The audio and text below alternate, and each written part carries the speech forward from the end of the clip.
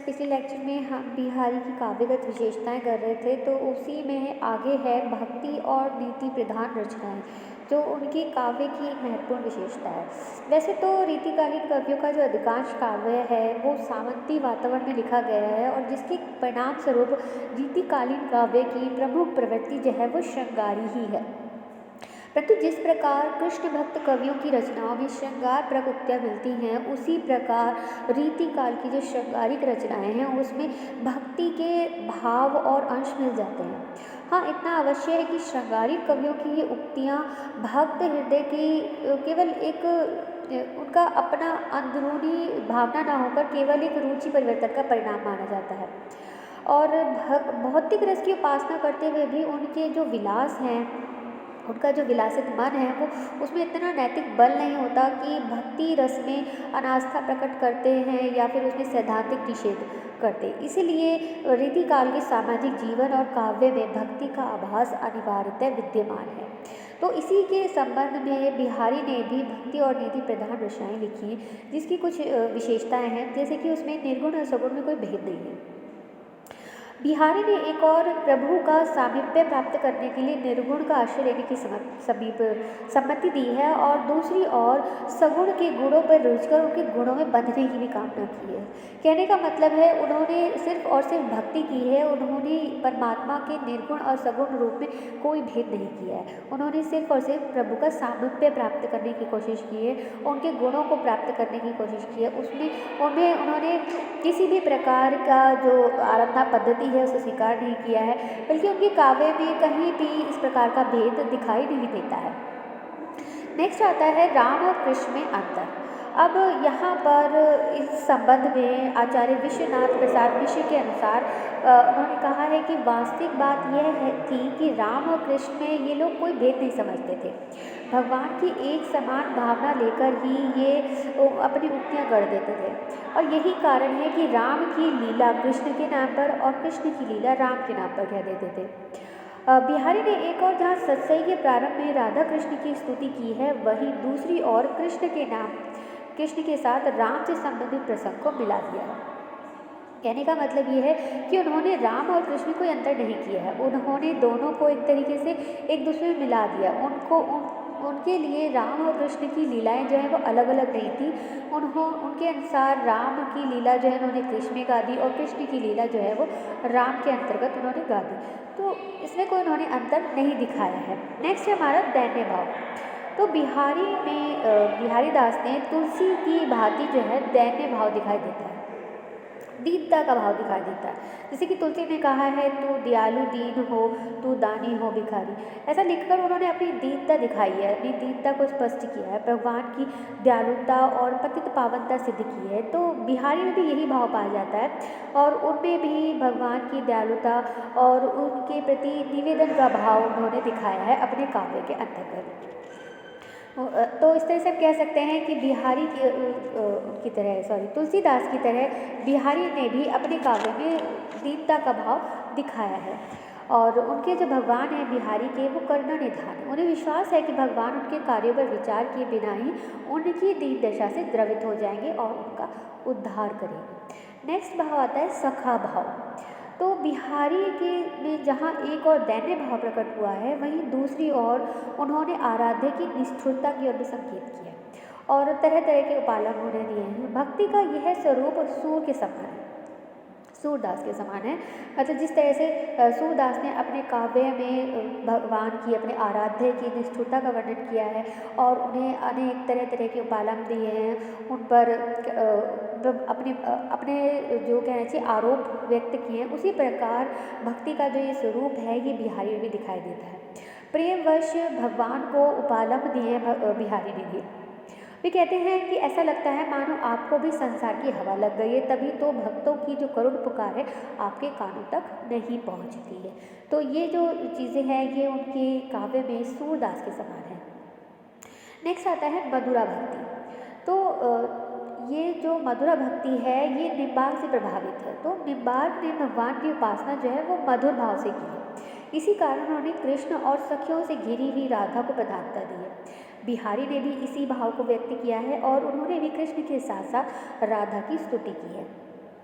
बिहारी ने यहाँ तक लिखा है कि तीर्थों का परित्याग करके राधा और कृष्ण की तनदुती से ही अनुराग करो, यानी कि सिर्फ और सिर्फ जो है राधा कृष्ण से प्रेम करके ही आपको मोक्ष की प्राप्ति हो जाएगी, आपका कल्याण होगा। इस बात को बिहारी ने बताया है। अगला आता है निष्काम भक्ति। निष्काम भक्ति के अंतर्गत उन्होंने बताया है कि भक्ति जो है वो निष्काम होनी चाहिए। वास्तव में भक्ति मार्ग पर वही आगे बढ़ सकता है जिसने अपने मन को समस्त सांसारिक वासनाओं से मुक्त कर लिया। श्रृंगारी कवि बिहारी भी इसी दृष्टिकोण से प्रभावित है। एक दोहे में तो उन्होंने कहा है कि संसार सागर से पार होने के लिए हरि नाम की नौका ही सहायक हो सकती है, इसके अलावा दूसरा कोई उपाय नहीं है।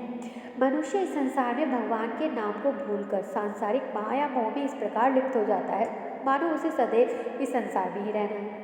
बिहारी ने मनुष्य को उसकी वास्तविकता का ज्ञान कराते हुए सांसारिक वासनाओं को त्यागने का उपदेश दिया है। उनके अनुसार जो मनुष्य जो है सिर्फ और सिर्फ यहाँ आता है और सिर्फ यहीं का होकर रह जाता है, भगवान को बिल्कुल भूल जाता है, तो उसके लिए बिहारी ने उपदेश दिया है कि उन्हें जो है इस प्रकार से रहना चाहिए, इस चीज़ को याद रखना चाहिए कि उनका जो एकमात्र सहारा है वो भगवान ही है। उन्हें वापस मनुष्य को जो है वापस भगवान के पास ही जाना है, इसीलिए वो इस सांसारिक मोह माया से दूर रहे और निष्काम भाव से भगवान की भक्ति करे। अब नेक्स्ट आता है बाह्य आडंबरों का विरोध। बाह्य आडंबरों का विरोध के अंतर्गत जो संत कवि जैसे संत कवियों ने बाह्य आडंबरों का विरोध किया है, उसी की तरह बिहारी ने भी भक्ति में जितने भी बाह्य आडंबर व्याप्त हो गए थे उनका विरोध किया है। जैसे संत कवियों ने छापा, जप, तिलक, मालक इनका विरोध किया है और एक सिंपल जैसे कहना चाहिए भक्ति पर ही जोर दिया है, उसी तरह बिहारी ने भी केवल हृदय की पवित्रता पर बल देते हैं और इस तरह की जो बाह्य आडंबर जैसे माला, जप, तिलक इन पर वो अधिक महत्व नहीं देते। बिहारी ने कंचन और कामनी को मुक्ति के मार्ग में बाधक सिद्ध बताया है और उसी के अनुसार उन्होंने मनुष्य को उपदेश दिए हैं कि उन्हें जो है इन सबसे दूर रहना चाहिए। तो इस प्रकार बिहारी की सत्सई में जहाँ एक और श्रृंगार की विभिन्न दशाओं का वर्णन हुआ है, वहीं दूसरी ओर उसमें भक्ति का भी सुंदर चित्रण किया गया है। तो अब इसके बाद हम देखते हैं बहुज्ञता। यहाँ पर बिहारी की बहुज्ञता के बारे में भी बात कर लेते हैं। इनकी बहुज्ञता का मतलब है बहुत सारे विषयों का ज्ञान। तो बिहारी की गणना रीतिकाल के उन्हीं सुकवियों में की जाती है और उन्होंने अपने भाव विचारों को पाठक के हृदय तक पहुंचाने का हर संभव प्रयास किया।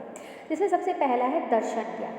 तो बिहारी जो है वो दर्शन में बहुत ज़्यादा कहना चाहिए उनका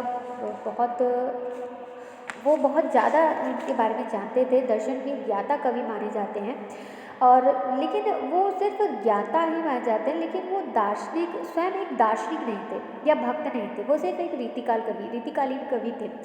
फिर भी उनके काव्य में जगत, जीव, माया और से संबंधित उनके सहज ही उपलब्ध हो जाती है। मतलब वो उपदेश तो देते थे दर्शन से संबंधित, लेकिन उन्हें एक दार्शनिक नहीं कहा जा सकता।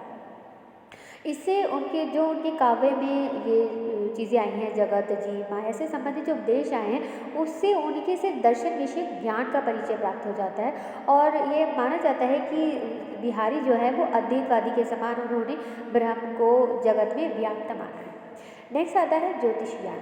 तो बिहारी ने सत्सई में कई स्थलों पर नक्षत्र मंडल, ज्योतिष शास्त्र से संबंधित शब्दों का प्रयोग किया है और बिहारी के दोहों में ज्योतिष शास्त्र के अनेक सिद्धांतों का निरूपण भी हुआ है, जिससे पता चलता है कि वो जो है एक ज्योतिष ज्ञान का उन्हें सहज अनुमान था। नेक्स्ट आता है गणित संबंधी ज्ञान। तो अपने भावों को कुशलता और बहुत अच्छी तरीके से संप्रेषित करने के लिए बिहारी ने कुछ स्थलों पर गणित के सिद्धांतों का भी प्रयोग किया। यद्यपि गणित के सिद्धांत अत्यधिक सामान्य हैं और प्रत्येक व्यक्ति इनके विषय में जानता है, तथापि काव्य में उसका प्रयोग करना कोई साधारण बात नहीं है। ये गंभीर विचार है। इसी तरह से एक स्तर पर बिहारी ने लिखा है कि किसी अंक पर शून्य लगा देने पर संख्या 10 गुना बढ़ जाती है, किंतु नायिका जब अपने माथे पर बिंदी लगाती है तो उसका रूप अगणित मात्रा में बढ़ जाता है। तो इस प्रकार से पता चलता है कि उनका जो गणित ज्ञान है वो भी उसे भी अपने काव्य में जो उन्होंने इस्तेमाल किया है वो बहुत ज़्यादा कहना चाहिए कि अप्रमाणित है, बहुत ज़्यादा प्रभावित करने वाला है। नेक्स्ट है बिहारी का पौराणिक ज्ञान। पौराणिक ज्ञान के अंतर्गत जितनी भी पुराणों से संबंधित वर्णित कथाएं हैं जो आज भी हिंदू समाज में व्याप्त हैं, कहीं सुनी जाती हैं, बिहारी ने इनमें से अनेक कथाओं का अपने काव्य में प्रयोग किया है, जो कि उनके बहुश्रुत होने का प्रमाण है। नेक्स्ट आता है चिकित्सा संबंधी ज्ञान, यानी कि उनका जो वैदिक से संबंधित ज्ञान है, वैद्य विद्या से जो संबंधित ज्ञान है, उसका भी प्रयोग इन्होंने अपने काव्य में किया है। कई स्थलों पर इन्होंने विषम ज्वर, सुदर्शन बूटी, नाड़ी ज्ञान आदि शब्दों का प्रयोग किया है, जिससे पता चलता है कि बिहारी जो है वो पुरुष की शक्ति के लिए किस प्रकार की वैद्य ज्ञान का प्रयोग कर रहे हैं, अपने काव्य में प्रयोग कर रहे हैं, उससे इनकी चिकित्सा संबंधी ज्ञान का पता चलता है। नेक्स्ट है बिहारी का नीति ज्ञान। नीति ज्ञान के अंतर्गत चूँकि बिहारी जो हैं वो एक दरबारी कवि थे, तो नीति का ज्ञान होना उनके लिए एक साधारण सी बात थी। उनके दोहों में एक और तत्कालीन राजनीति पर आधारित नीति के दोहन उदाहरण मिलते हैं, तो दूसरी ओर वे संतों की वाणी में भी बोलते दिखाई देते हैं।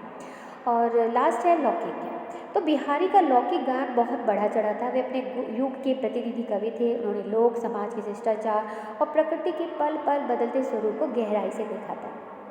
सामाजिक रीति रिवाज, राज्य व्यवस्था, पर्व त्योहार और उससे संबंधित प्रसंग उनके दोहों में अनेक स्थलों पर प्राप्त हो जाते हैं। तो इस प्रकार बिहारी की योग्यता अनेक उदाहरणों में देखी जा सकती है, और उनका जो ज्ञान है, चाहे वो भक्ति से संबंधित है, भव्यता से संबंधित है, या जितने भी भाव विषय उनकी जो काव्य में भाव दिखाई देते हैं, उनमें वो अपनी एक तरह से प्रतिभा दिखाते हैं, जो कि बहुत ही ज़्यादा उनके एक कवि रूप की परिचायक है। उनका इसीलिए उनका साहित्य में बहुत ज़्यादा मान है और स्थान माना जाता है। तो आज के लिए इतना ही, अगले लेक्चर में मिलेंगे, तब तक के लिए।